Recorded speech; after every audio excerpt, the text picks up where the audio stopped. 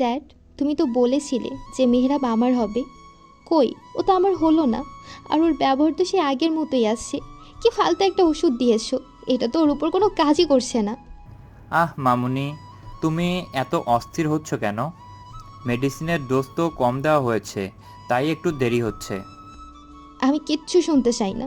যত তাড়াতাড়ি পারো মেহরাবকে আমার করে দাও, না হলে আমি কিন্তু সব কিছু ফাঁস করে দেব। মিস্টার নাবিল কিছু বলতেই যাবেন তার আগে রুমে প্রবেশ করে নাভিদ শেখ ওরফে নাভিদ নওশাদ। নাবিল নওশাদের একমাত্র আদরের ছোট ভাই নাভিদ নওশাদ। কি হয়েছে ভাইজা মামুনি, এমন করছো কেন? ফয়জা নিজের চাচার গলা পেয়েই সেই দিকে তাকায়, দৌড়ে গিয়ে চাচাকে জড়িয়ে ধরে আর মিথ্যে কান্নার অভিনয় করে বলে, চাচ্ছু, দেখো না, ড্যাডকে বলছি যে যত তাড়াতাড়ি সম্ভব মেহরাবকে যেন আমার করে দেয়, কিন্তু ড্যাড ততই ডিলে করছে। শোনো মামুনি, কিছু কাজ থাকে যেগুলো করতে গিয়ে হতকারিতা করলে সেগুলো ঠিকভাবে হাসিল হয় না। মেয়েরাবের ক্ষেত্রেও তাই। ও খুব চালাক। ওর পিঠ পিছে কাজ করাটা এত সহজ নয়। খুব ভেবেচিন্তে মেপে মেপে কাজ করতে হচ্ছে মেয়েরাবের অগসরে। আর অপেক্ষার ফল মিষ্টি হয়। তাই এখন শুধু অপেক্ষা করো। আর কত অপেক্ষা করতে হবে চাচু? সেটা তো বলতে পারছি না, তবে অপেক্ষা করো। মেয়েরাব তোমারই হবে, কথা দিলাম। এর আগে তুমি উল্টাপাল্টা কিছু করবে না কিন্তু। এখন যাও নিজের রুমে, তোমার ড্যাডির সাথে আমার কিছু কথা আছে। ওকে। বলি ফাইজা রুম থেকে বের হয়ে যায়। ফাইজার যাওয়ার সাথে সাথে নাবিদ রুমের দরজা বন্ধ করে দেয় আর মিস্টার নাবিলের কাছে আসে আর বলে, কাজ কেমন চলছে ভাই? চলছে, আর তোর? দৌড়াচ্ছে। আমার মেয়েটা না খুব অল্পতেই অধৈর্য হয়ে যায়। এত বড় একটা কাজ তাড়াহুড়ো করলে কি আর হয় নাকি? ভাইয়া এত চিন্তা করো না, ওকে আমি বুঝিয়ে বলবো। এখন যেই কারণে এখানে আসা সেটা বলি। হ্যাঁ, বল। আমাদের প্ল্যানটা একটু চেঞ্জ করতে হবে। মেয়েরাব খুব চালাক। ও কিন্তু তলে তলে খোঁজ লাগাচ্ছে। যখন তখন আমাদের সব কিছু ফাঁস হয়ে যেতে পারে। তাহলে নেক্সট প্ল্যান কি তোর? নাবিল নিজের পকেট থেকে একটা প্যাকেট বের করে আর মিস্টার নাবিলের দিকে এগিয়ে দিয়ে বলে, মেয়েরাবের ওষুধের ডোজটা হাই করে দাও। এটা কি? এলএসডি খুব অল্প পরিমাণে মেয়েরাবের ওষুধের সাথে মিশিয়ে দেবে। এটা খেলে কাজ শুরু হয়ে যাবে। কিন্তু এটা তো ওর আরো বেশি ক্ষতি হবে। হলে হবে, আমাদের কাজটা একটু দ্রুত এগোতে হবে। মেয়েরাব যদি একবার তোমাকে সন্দেহ করে ফেলে না, তাহলে আমাদের খেলা শেষ। ও কখনোই আমাকে সন্দেহ করবে না। ছোট থেকেই ওকে আমি সেইভাবেই গড়েছি। মেয়েরাবের কোনো বিশ্বাস নেই, ও সব করতে পারে।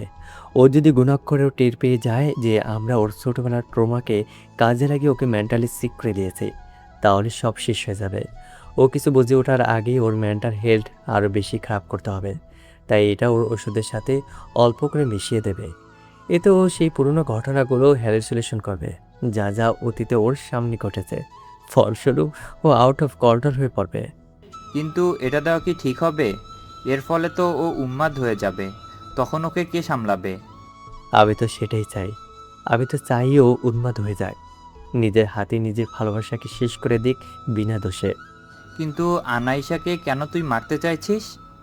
কারণ আনেশা নরিন খানা আর আরিফ জে রায়েলের একমাত্র সন্তান। কি? আনাইশা নওরিন আর আবৃজের সন্তান? তুই তো বলেছিলি যে তোদের একটা মেয়ে আছে, আর আনাইশাই তোদের সন্তান। তুই নাকি আনাইশাকে টোপ হিসাবে মেহরাবের কাছে পাঠিয়েছিস? নাবিদ মিস্টার নাবিলের কথায় একটা রহস্যজনক হাসি দেয়। কিছু একটা তার মনে চলছে, কিন্তু মিস্টার নাবিলকে সে তা বুঝতে দেয় না। মিস্টার নাবিল আবারও বলেন, এজন্য তোর আনাইশার প্রতি কোনো প্রকার টান নেই? আরিজের সন্তান দেখেই তুই ওকে মারতে চাইছিস? আনেশা আমার সন্তান না। ও মেহরাব জে রায়েলের একমাত্র চাচা। আরিফ জে রায়েলের সন্তান আনেশা জে রায়েল। এই কথাটা কেবলমাত্র আমি আর নরিন জানি। কিন্তু নরিনের এখন কোনো ক্ষমতাই নেই কাউকে সত্যিটা বলার। আর মেহরাব সে তো জানে যে আনাইশা আমার আর নরিনের অবৈধ সন্তান। কিন্তু ও জানেই না যে আনাইশা ওর নিজের চাচার সন্তান। জানলে হয়তো ও আনাইশাকে কখনই এইভাবে যন্ত্রণা দিতে পারতো না। না জানি ও আনাইশাকে অন্যদের থেকে আগলে রাখে। আর জানলে তো মেহরাব আনাইশাকে নিজের বুকের ভিতর ঢুকিয়ে রাখবে। নাভিদ, তুই এসব কেন করছিস? আমাকে সবটা খুলে বল। আজ অবধি যা যা আমার থেকে লুকিয়েছিস সবটা। নাবিদ কিছুক্ষণ চুপ থেকে বলে, সব কিছু এখন বলা সম্ভব নয়। কিন্তু আজকে তোমাকে একটা সত্যি কথা বলি ভাই, এই সব কিছু শুরু হয়েছিল আজকে থেকে 25 বছর আগে। 25 বছর ধরে আমার বুকে প্রতিশোধের আগুন জ্বলছে ভাই। আর এই আগুন তখনই নিভবে যখন ওদের সবাইকে একেবারে শেষ করে দেবো আমি। এখন ঘড়ির কাঁটা রাত 3টার ঘরে। মেহরাবের হঠাৎই মনে হচ্ছে যে সে কোনো জ্বলন্ত আগুনের গোলকে বুকে আগলেই ঘুমিয়ে আছে। মেহরাব ফট করে চোখ মেলে তাকায়, দেখতে পায় আনাইশা কাঁপছে। মেহরাব আনাইশার কপালে হাত রাখতেই তাড়াতাড়ি সরিয়ে নেয়। আনাইশার জ্বর উঠেছে, আর জ্বরে তার গা পুড়ে যাচ্ছে। মেহরাব তাড়াতাড়ি করে উঠে ফার্স্ট এড বক্স থেকে থার্মোমিটারটা বের করে আনাইশার জ্বর চেক করে। 104 ডিগ্রি জ্বর, সেই জন্যই গাটা এত গরম। মেহরাব ডক্টরের দেয়া মেডিসিন আর পানি নিয়ে এসে আনাইশাকে খাইয়ে দেয়। ওষুধ খাওয়ার পর ও আনাইশার কাঁপুনি থামছিল না। মেহরাব তাকে শক্ত করে জড়িয়ে ধরে আছে যেন একটু কাঁপুনিটা কমে। আনাইশার চোখ দিয়ে অনর্গল পানি পড়ছে, যার ফলে মেহরাবের পরনে টি শার্টটা ভিজে গিয়েছে। মেহরাব বারবার আনাইশার চোখের পানি মুছিয়ে দিচ্ছে, কিন্তু পর মুহূর্তেই আবারও চোখ দিয়ে পানি পড়ছে। জ্বরের ঘরে আনাইশা কাছে। আনাইশা কাঁদতে কাঁদতে বলছে, আমায় কেন এত কষ্ট দেন? আমার খুব কষ্ট হয়। আপনি কি বোঝেন না? এত এতটা পাষাণ কেন আপনি? আমি আমি ঠিক মতো খেতে পারি না, ঘুমোতে পারি না। আমার খুব কষ্ট হয় এভাবে বেঁচে থাকতে। প্লিজ আমাকে মেরে ফেলুন। এভাবে রোজ রোজ মারার থেকে একেবারে মেরে ফেলুন আমায়। আমি আর বাঁচতে চাই না। বড্ড ক্লান্ত হয়ে গিয়েছি আমি। আনাসার জড়ানো কথাগুলো শুনে মেহরাবের বুকের ভেতরটা মোচড় দিয়ে ওঠে। কেন আনেশার কথা শুনে তার এমন হচ্ছে? আনেশার কিছু হলে তার কি যায় আসে? কেন সে আনেশার মুখে মৃত্যুর কথাটা শুনতে পারে না? সে তো আনেশাকে মারতেই চায়। তাহলে এমন কেন হচ্ছে তার সাথে? আনেশা আরও কিছু বলছে, কিন্তু মেহরাব তাকে চুপ করিয়ে মাথায় হাত বোলাতে বোলাতে বলে, চুপ, একদম চুপ। আর একটা কথাও বলবি না। চুপ করে থাকা না। মেহরাব এখনও আনেশাকে নিজের বুকের সাথে জড়িয়ে ধরে আছে। আনেশা নিজের মতো কথা বলতে বলতে আবারও ঘুমিয়ে পড়ে। এভাবেই বাকি রাতটুকু মেহরাব তার আনাকে বুকে রেখেই পার করে দেয়। সারা রাত আর মেহরাবের ঘুম হয় না। আঙ্কেল, আপনি গত 6 মাস ধরে যে মেডিসিনটা দিচ্ছেন সেটা আমার বডির সাথে স্যুট করছে না। মেডিসিনটা নিয়ে রাগ কমার বদলে আরও বেড়ে যাচ্ছে। কিছুতে আমি নিজেকে কন্ট্রোলে আনতে পারছি না। আপনি এটা চেঞ্জ করে দিন। সে কি কথা মেহরাব, এমন তো হওয়ার কথা নয়। ঠিক আছে, তাহলে আমি অন্য ওষুধ দিচ্ছি, এটা নিলে সব ঠিক হয়ে যাবে। এটা কিন্তু একবারই নিবে। বলে মিস্টার নাবিল মেহরাবকে সেই ড্রাগ মেশানো মেডিসিনটা দেন, যেটা নাবিদ তাকে দিয়েছিল। মেহরাব কেবিনে থেকে বের হওয়ার কিছুক্ষণ পর নাবিদ কেবিনে প্রবেশ করে। নাবিদ আর মিস্টার নাবিলের মুখে এক বাঁকা হাসি ফুটে ওঠে। মিস্টার নাবিল বলে, মেহরাবের ছোটবেলার ট্রমাকে কাজে লাগিয়েই ওর সব কিছু শেষ করে দিব আমরা। বোকা মেহরাব এটাও বুঝতে পারছে না যে ওর সাথে এবার কি হতে চলেছে। বলেই দুজনেই হাসতে লাগে। মেহরাব হসপিটাল থেকে সোজা নিজের ম্যানশনে চলে আসে। আনেশার জ্বরটা কমেছে, কিন্তু এখনও ঘুম ভাঙেনি। মেহরাব নিজের রুমে এসে একবার আনেশার দিকে তাকায়, তারপর ওয়াশরুমে যায় ফ্রেশ হতে। মেহরাব বেশ অনেকক্ষণ পর ওয়াশরুম থেকে বের হয়, আর বের হতেই দেখতে পায় আনেশা ঘুম থেকে উঠে গিয়েছে। কিন্তু আনেশা এখনও মেহরাবকে খেয়াল করেনি। ঘুমের ইঞ্জেকশন দেয়ায় চোখের পাতা ঠিকমতো তুলতেই পারছে না বেচারি। মেহরাব গ্লাসে পানি ঢেলে মিস্টার নাবিলের দেওয়া ওষুধটা খেয়ে নেয়। ওষুধটা খেতে মেহরাবের মাথাটা কেমন যেন চক্কর দিয়ে ওঠে। সামনের সব কিছু ঘোলাটে লাগছে, মাথাটা খুব যন্ত্রণা করছে। হঠাৎ করেই মেহরাব তার চোখের সামনে নিজের মা মিসেস মাহিরাকে দেখতে পায়। মিসেস মাহিরার পুরো শরীর ক্ষতবিক্ষত হয়ে আছে, ক্ষতগুলো দিয়ে চুইয়ে চুইয়ে রক্ত পড়ছে, চোখ মুখ একদম বিধ্বস্ত। ঠিক মৃত্যুর আগে যেমন মেহরাব দেখেছিল তেমনই। এতটা বিভৎস লাগছে যে যে কোনো মানুষই ভয় পেয়ে যাবে। মিসেস মাহিরা মেহরাবকে বলে ওঠেন, মেহরাব, আমার খুব কষ্ট হচ্ছে বাবা। মাকে বাঁচাবি না তুই? মায়ের যে খুব কষ্ট হচ্ছে। ওই জানোয়ারটা তোর আম্মুকে ছিঁড়ে খাচ্ছে। তুই ওদেরকে শাস্তি দিবি না? অন্যদিক থেকে মেহরাবের একমাত্র বড় বোন মায়া বলে ওঠে, ভাই, ওদেরকে তুই ছাড়বি না। ওরা আমার সন্তানকে নির্মমভাবে শেষ করে দিয়েছে। তুইও ওদের পুরো পরিবারকে শেষ করে দিবি, কাউকে ছাড়বি না। পেছন থেকে মেহরাবের বাবা মিস্টার শেহরিয়ার বলে ওঠেন, তোর বাবাকে ওরা টুকরো টুকরো করে দিয়েছে, সেই টুকরোগুলো কুকুরকে খাইয়েছে। তুই ওদের কাউকে ছাড়বি না। ওরা মানুষ না, সবাই এক একটা জানোয়ার। তোর মা আর বোনের দেহটা খুবলে খুবলে খেয়েছে। ওদের কাউকে ছাড়বি না তুই। এরপর তিনজনই বলতে শুরু করে। ওদের কাউকে ছাড়বি না তুই মেহরাব, ওদের সকলকে শেষ করে দিবি, ওরা সবাই খুনি। মেহরাব দু হাত দিয়ে কান চেপে ধরে, চোখ দুটো বন্ধ করে ফেলে, মাথাটা খুব যন্ত্রণা করছে, মনে হচ্ছে এখনই ফেটে যাবে, নিজেকে পাগল পাগল লাগছে। হঠাৎই চোখ খুলে মেহরাব, তার চোখগুলো রক্তবর্ণ ধারণ করেছে, এতটা রাগ হচ্ছে যে মনে হচ্ছে রাগে সে সব কিছু শেষ করে দেবে। মেহরাবের চোখ যায় বেডের উপর ঘুমে ঢুলতে থাকা আনেশার দিকে। মেহরাব দেরি না করে দ্রুত নিজের কভার থেকে চাবুকখানা বের করে বাতাসের বেগে আনেশার কাছে গিয়ে তার হাত ধরে টেনে নিচে ফেলে দেয়, আর কোনো দিকে না তাকিয়ে চাবুক দিয়ে আনাশাকে আঘাত করতে থাকে।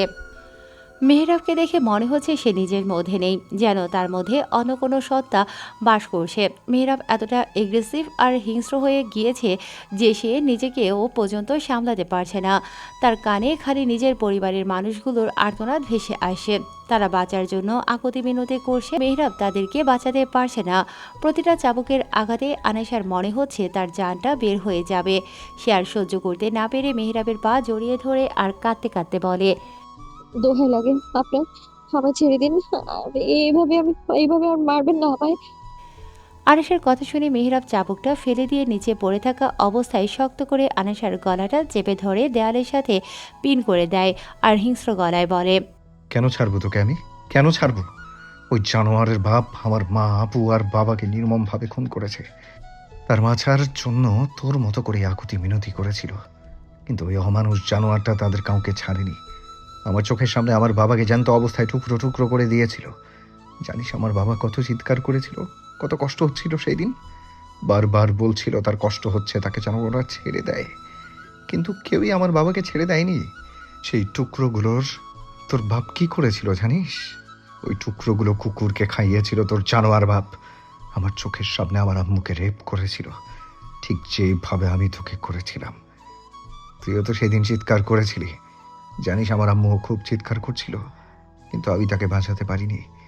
আমি চিৎকার করে বলেছিলাম আমার আম্মুকে ছেড়ে দাও, কিন্তু ওই জানোয়ারের শরীরের একটুও দয়া মায়া হয়নি।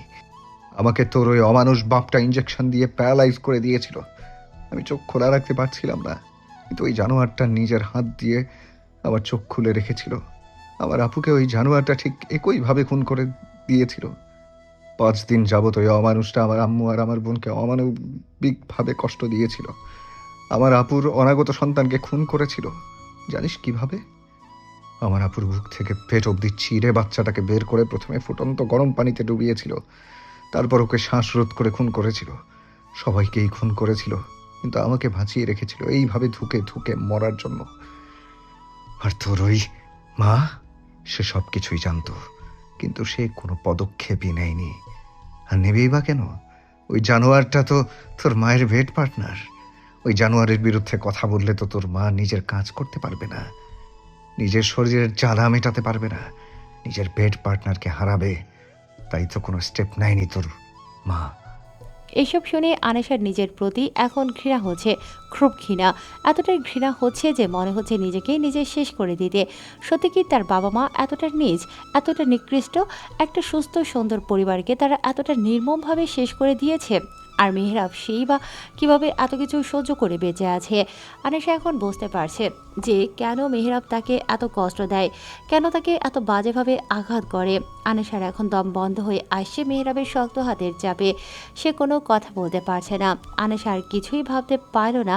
তার আগেই সে নিজের জ্ঞান হারালো। তখনই রুমে প্রবেশ করলো ফারদিন। মেহরাব এখনও আনেশার গলা চেপে ধরে আছে। ফারদিন অনেক কষ্টে মেহরাবকে আনেশার থেকে আলাদা করে। আজকে আমি ওকে শেষ করেই দেবো ফারদিন, তুই সামনে থেকে সর। ওর বেঁচে থাকার কোনো অধিকার নেই।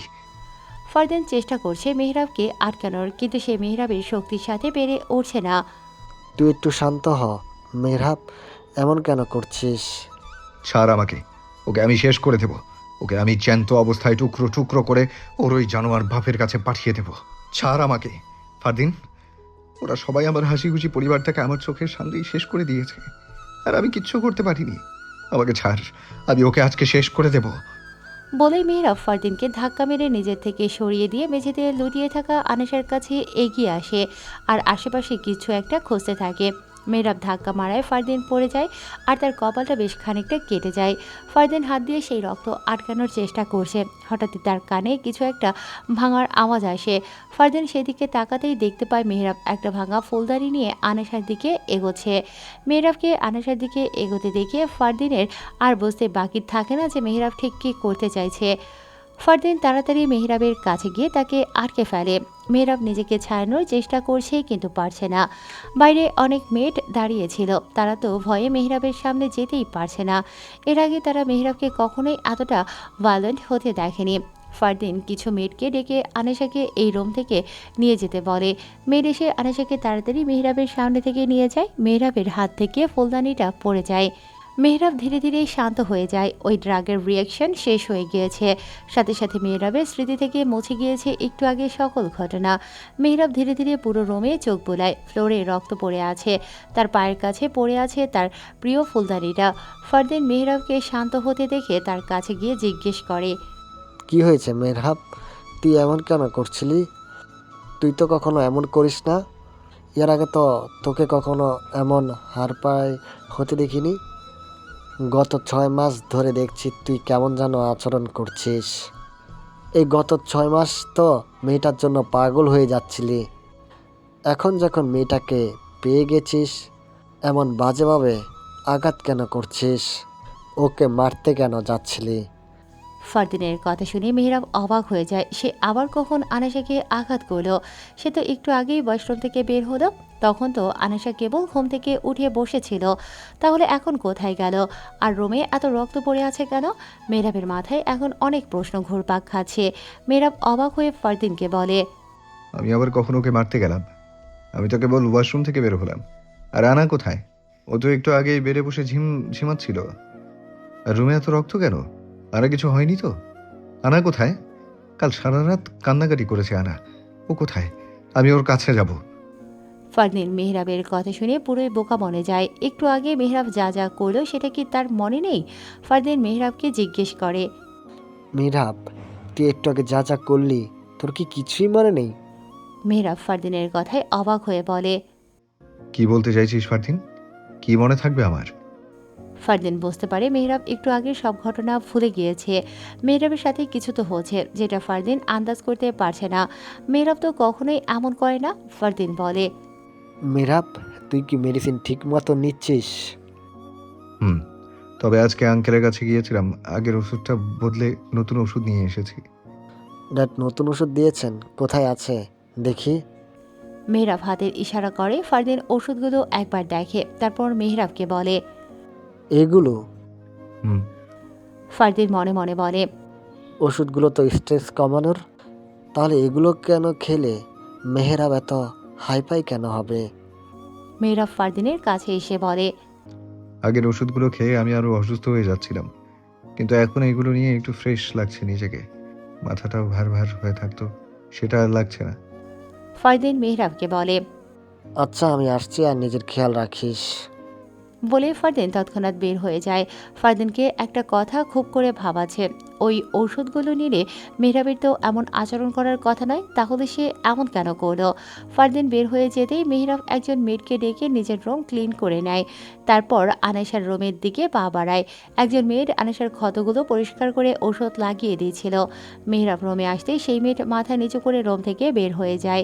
মেহরাব আনেশার পাশে গিয়ে বসে পড়ে। আনেশার এখনও কোনো জ্ঞান নেই। আনেশার শরীরের ক্ষতগুলো দেখে মেহরাবের বুকের ভেতরটা ছ্যাদ করে ওঠে। এত আঘাত আনা কখন পেল? দেখে তো চাবুকের আঘাত মনে হচ্ছে। ইস, কি অবস্থা হয়েছে! হঠাৎই রুমের দরজায় কেউ টোকা দেয়। মেহরাব তাকে ভেতরে আসতে বলে। মেহরাবের সবচেয়ে বিশ্বস্ত গার্ড জাহিদ মির্জা। জাহিদই তখন ফারদিনকে ফোন করে আসতে বলেছিল, কারণ মেহরাবকে ঠকানোর সাহস কারো নেই। ফারদিন আসলে হয়তো কিছু করতে পারবে। স্যার, কালকে আমাদের ঢাকা যেতে হবে, একটা মিশন আছে। কতদিনের? কাজটা একটু রিস্কি আছে, তবে 1 সপ্তাহের বেশি লাগবে না, 1 সপ্তাহের কমও লাগতে পারে। ওকে, তাহলে সবকিছু রেডি করো। এরপর জাহিদ রুম থেকে বের হয়ে যায়। মেহরাব কিছুক্ষণ আনাসার পাশেই বসে থাকে। আনাসার জ্ঞান ফিরেছে অনেকক্ষণ আগেই। মেহরাব মৃতদের বোধে গিয়েছিল আনাসার জ্ঞান ফিরলে যেন তাকে খাইয়ে দেয়। মেহরাব একটা কাজে ম্যানশনের বাইরে গিয়েছে। মেহরাবের কথা মতো মেয়ের আনাসাকে খাওয়াতে এসেছে, কিন্তু আনাসা কিছুতেই মুখে তুলছে না। আনাসা তাদের সবাইকে রুম থেকে বের হয়ে যেতে বলে। শরীর ব্যথায় তার গলা দিয়ে কোনো খাবারই নামছে না। ক্ষত স্থানে বাতাস লাগছে আর থেকে থেকে জ্বালা করছে। এতক্ষণে মেহরাবও ম্যানশনে ফিরে এসেছে। কালকে আবার ঢাকা যেতে হবে, তাই আজকে সে আনাসার কাছেই থাকবে। ইদানিং আনাসার প্রতি তার খুব টান কাজ করে। আনাসার একটু কিছু হলেই তার বুকের ভেতরটা মোচ